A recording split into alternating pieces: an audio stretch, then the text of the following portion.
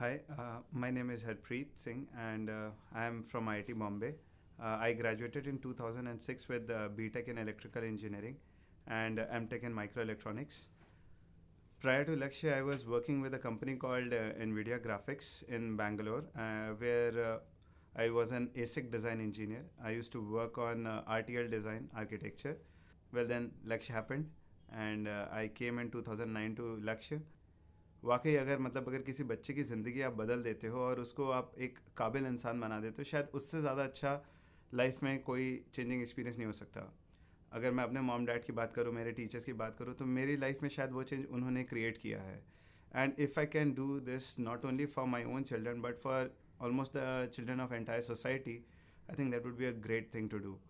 तो थॉट्स तो आने शुरू हो गए थे, but where will the medium come from कि मैं इस चीज़ को करूँगा कैसे. So I started looking for a change and I started talking to many people कि वो लोग एजुकेशन में क्या कर रहे हैं एंड ऑल. देन पर चांस मेरी मुलाकात वामसी से हुई. Vamsi is one of the founding members of लक्ष्य who I met in 2008 only, sometime in I think around September. And Vamsi told me about Lakshya, how it started and what is its mission, वो क्या achieve करना चाहते हैं. I was very excited. I came down to Patiala, its first center, and I saw the things happening in the center. I will say कि मैंने अपनी life में किसी भी स्कूल में, किसी भी इंस्टीट्यूशन में ऐसी चीज़ें होती हुई नहीं देखी. तो मैं काफ़ी ज़्यादा एक्साइटेड था और मेरे को लगा कि यार ये शायद वो चीज़ हो सकती है जिसको मैं ज्वाइन करना चाहूँगा. देन आई आस्क्ड वामसी कि यार मैं एक इंजीनियरिंग करियर से एक टीचिंग जॉब में शिफ्ट करने वाला हूँ. Will that be a right move? तुम भी इंजीनियर से एक टीचर बने हो, तो ये एक बहुत बड़ा डिसीजन होता है करना. Do you think that will be a wise decision? तो उसने बोला कि यार देख, तू लाइफ में करना क्या चाहता है. मैंने बोला कि मैं लाइफ में जो कुछ भी करूँ मैं उसके लिए याद रख लोग मुझे उसके लिए याद रखें, मैं वो चाहता हूँ. Basically I want to influence peoples lives and people should remember me for bringing a change to their lives. फिर तो ऐसे अच्छा प्रोफेशन तेरे लिए कोई हो ही नहीं सकता. जिन बच्चों के साथ तू इंटरेक्ट करने वाला है, तू उनकी ज़िंदगियाँ बदलने वाला है. अगर तू अपने आप को कुछ भी अच्छा समझता है तो ये समझ ले कि तेरे को अपने क्लोन्स क्रिएट करने हैं. यहाँ पर तुझे अच्छे सिटीजन्स क्रिएट करने हैं, तुझे उन लोगों को क्रिएट करना है जो अपने आप में बहुत कॉन्फिडेंस रखते हों, जो अपने आप को एक सक्सेसफुल प्रोफेशनल करियर में देखते हों. And I was so excited to listen that. और मैं सब कुछ छोड़ के इमीजिएटली पटियाला आ गया. दो लक्ष्य was started by 4 youngsters. It had the maturity of I don't know कितने साल लग जाते हैं लोगों को एक ऐसा इंस्टीट्यूशन क्रिएट करने में, ऐसी वैल्यूज़ क्रिएट करने में जिस तरीके से एजुकेशन इम्पार्ट की जाती है. इन चारों ने जो काम यहाँ पर स्टार्ट किया था, विरले कोई करते हैं. मैंने पढ़ाने के तरीके पुलकित से सीखे कि बच्चे को समझते कैसे, बच्चे की साइकोलॉजी कैसी होती है. एक छोटी छोटी आस्पेक्ट को लेकर, चाहे वो बच्चे को रीड कर रहे हो कि बच्चा आपको सुन कैसे रहा है, बच्चा आप जो उसको बता रहे हो उसको लिख कैसे रहा है, क्या आप इतने फ्रेंडली हो कि बच्चा आपसे खुल के अपने डाउट्स पूछ सकता है. कहीं ऐसा तो नहीं कि आप उसको डरा रहे हो जब पढ़ा रहे हो. तो क्योंकि definitely once you are an accomplished person, तो you try to command and you try to dictate the terms.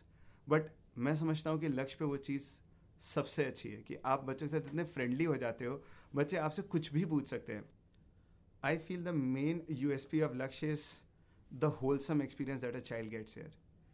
Physics chemistry maths हम पढ़ाते हैं, हम उसके सब्जेक्ट्स की काउंसलिंग जो होती है कि डाउट्स ले लेना, उसमें जो उसके डाउट्स आते हैं वो तो हम क्रिएट करते हैं, क्लियर करते ही हैं. उसके अलावा जो मुझे लगता है, जब हम बच्चे को बताते हैं कि यार एक कंपटीशन को क्लियर करने के लिए और क्या क्या एस्पेक्ट ज़रूरी हैं, meaning in terms of your preparation, आप कब सोते हो, कब उठते हो, कैसे आपको अपनी एक रूटीन एस्टेब्लिश करनी है, कैसे एक टेस्ट पेपर अटैम्प्ट करना है, क्या चीज़ें सोचनी है, क्या चीज़ें कब करनी है, वो पूरा टाइम टेबल बनाना, वो एक बहुत बड़ा एक अलग चीज़ है जो हर इंस्टीट्यूशन नहीं करता. इसको हम बहुत पर्सनल लेवल पे जाके करते हैं. एक इंस्टीट्यूशन एक जनरल गाइडलाइंस देता है. अगर मैं बात करूँ लक्ष्य पे हम लोग कैसे करते हैं, तो एक बच्चा जब आता है हमारे पास तो हम उसके साथ बैठ के उसके अंदर जो भी क्यूरियोसिटी होती है, एनजाइटी होती है, उसको हम बिल्कुल डिक्रीज़ कर देते हैं और उसके अंदर वो कॉन्फिडेंस जनरेट करने की कोशिश करते हैं कि nothing is impossible. Physics chemistry maths और बायोलॉजी के साथ साथ हम बच्चों को इमोशनल साइकोलॉजी जो होती है उनकी, उसको भी स्टडी करते हैं.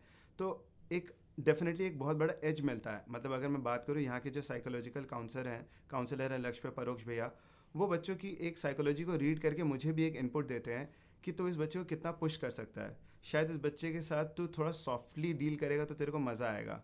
और फिर अगर किसी के एप्टीट्यूड के बारे में बताते हैं कि ये तो बहुत एग्रेसिव है, इसको जितना ज़्यादा काम दोगे ना ये उतना ज़्यादा खुश रहेगा। तो हर बच्चे के लिए एक इंडिविजुअल स्ट्रैटेजी जब बन के निकलती है तो डेफिनेटली एक बच्चा जो होता है वो अपने अंदर डेफिनेटली एक कॉन्फिडेंस अचीव करता है। And we believe each child is special, so the strategy should also be different for each child. It should never be the case कि मैं एक जनरल पर्पज स्ट्रैटेजी सबके लिए लगा रहा हूँ। It's like no size fits all.